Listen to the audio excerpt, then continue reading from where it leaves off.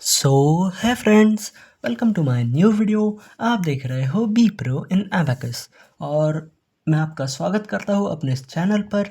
तो आज हम लेवल 1 का लेसन नंबर 5 का सेकंड वीडियो देखने वाले हैं। उसमें हम क्या सीखने वाले हैं, तो हम बेसिकली कुछ नया नहीं सीखने वाले। हमने ये टॉपिक पिछले वीडियो में सीख लिया है, बस इस वीडियो में मेथड चेंज होने वाली है। तो प्लीज़ रिकॉल करो क्या सीखा था हमने पिछली वीडियो में। तो ज़रूर हमने एक फार्मूला सीखा था जो था स्मॉल फ्रेंड्स का पाँचवा फार्मूला। वो फार्मूला मैं यहाँ लिख देता हूँ। वो था -4 = -5 + 1। तो ये जो फार्मूला है हमने लास्ट वीडियो में देखा था, इसे सीखा था और फिंगर मेथड पर कुछ एग्जांपल्स सॉल्व किए थे। तो आज हम उसी फार्मूले को कंटिन्यू करने वाले हैं और कुछ एग्जांपल्स एबेकस पर सॉल्व करने वाले हैं। तो ये फार्मूला बहुत अच्छे से हमारा कंप्लीट हो जाएगा।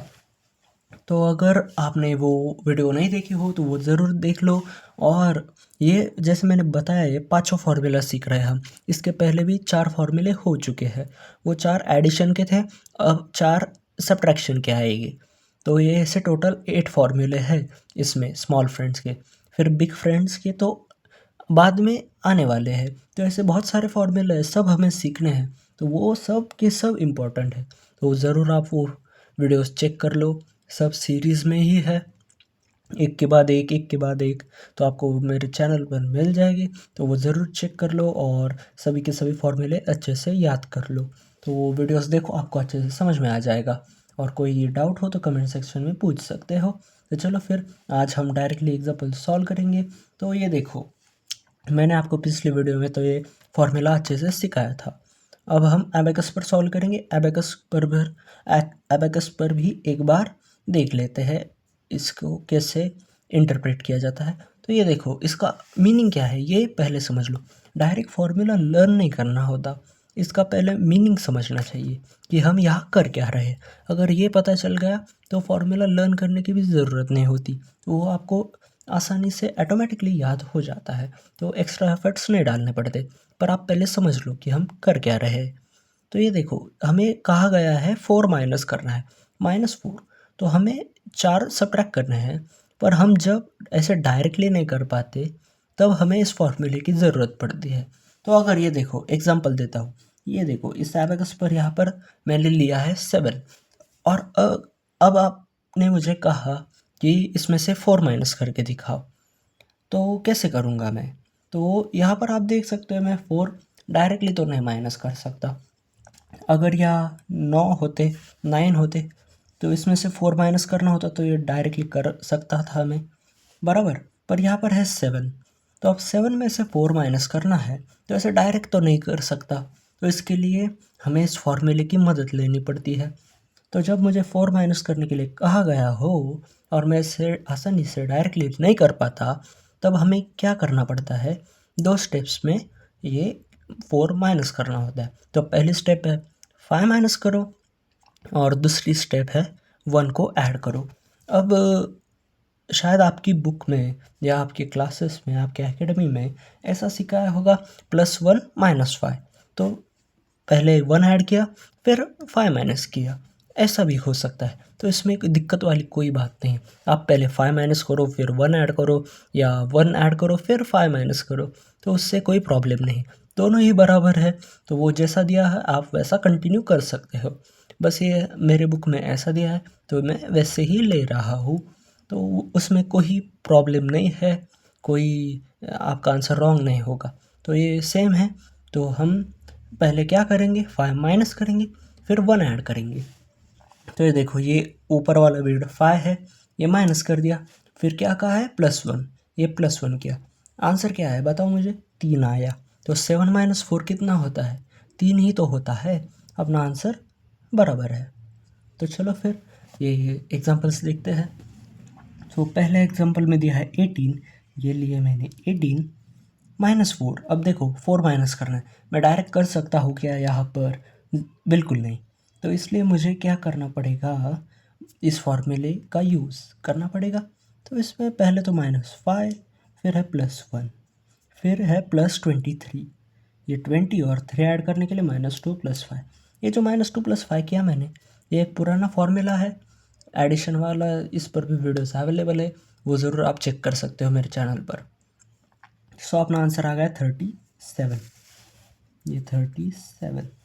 सो इसके बाद हमें दिया है 52 + 25, ये 25। फिर -14, ये 14 माइनस करने के लिए 10 तो माइनस किए, 4 माइनस करने के लिए क्या करूँगा, फिर से -5 + 1। So our answer is 63। उसके बाद हमें क्या दिया है, 86 -4, 4 माइनस करने के लिए -5 + 1, फिर है +2, ये 2 ऐड हो जाएगा यहाँ। So our answer is 84। उसके बाद है 5 + 2, ये 2 ऐड किए, फिर है -4, फिर से -5 + 1, सो आवर आंसर इज 3। उसके बाद है 5 + 3 -4, फिर से -5 + 1, सो आवर आंसर इज 4। उसके बाद है 74 + 22, ये 20 और 2 के लिए -3 + 5, और ये है फिर -35, ये 35 माइनस की, सो आवर आंसर इज 61।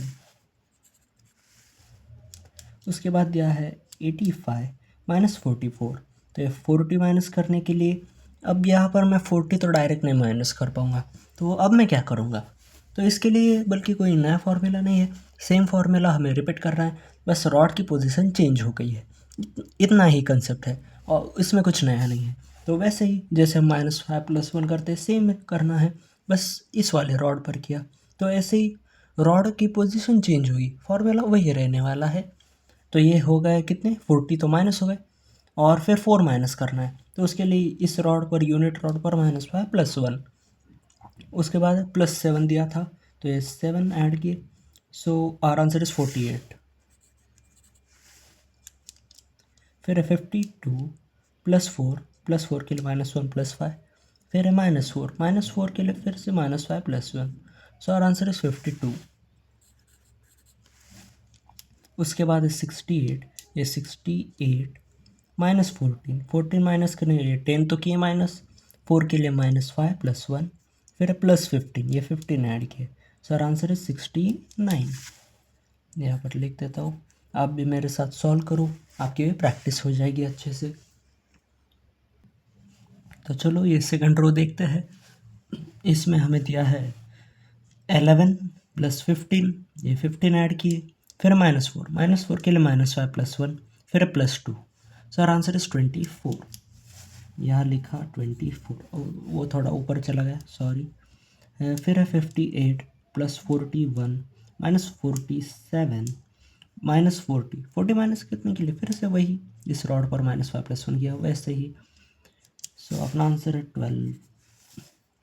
उसके बाद है 89 - 43, 43 माइनस करना है, फिर से -5 + 1, और 3 यहाँ से माइनस हो जाएगी, फिर +30, उसके लिए -2 + 5, वही फार्मूला जो हमने पहले ही सीखा है, फिर -20। सो अपना आंसर आया 56।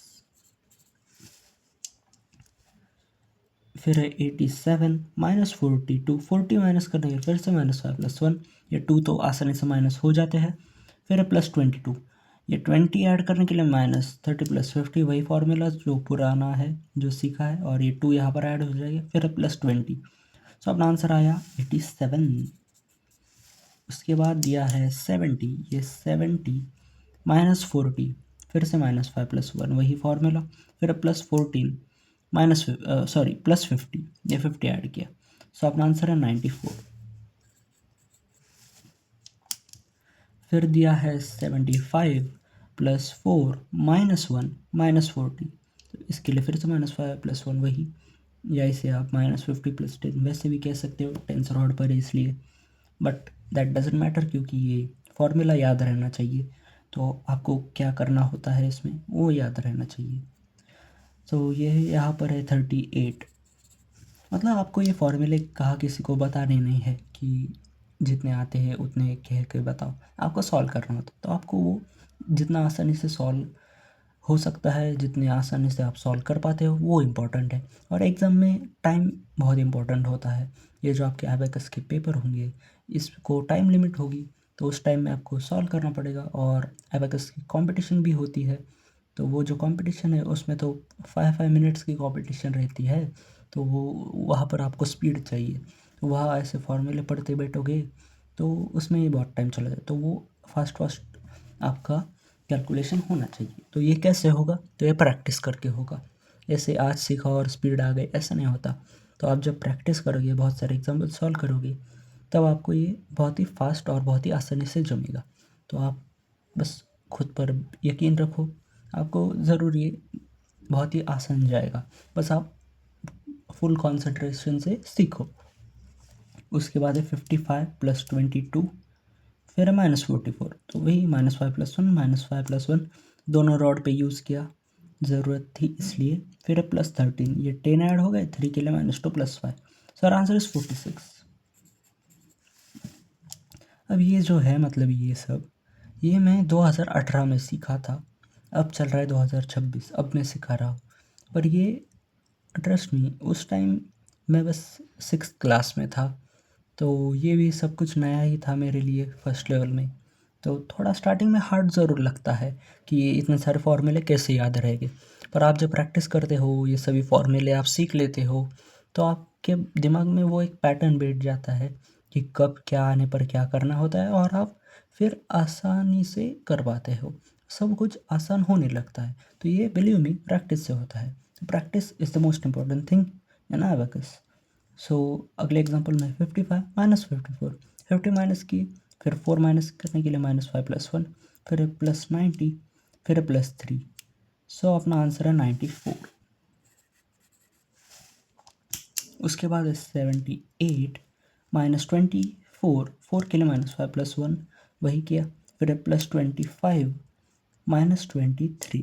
सो आर आंसर इज 56। इसी के साथ ये रो भी हो गई है कंप्लीट, और आई होप आपको ये फार्मूला बहुत ही अच्छे से समझ में आया हो। अगले वीडियो में हम एक नया फार्मूला सीखेंगे जो कि बहुत इंटरेस्टिंग रहने वाला है।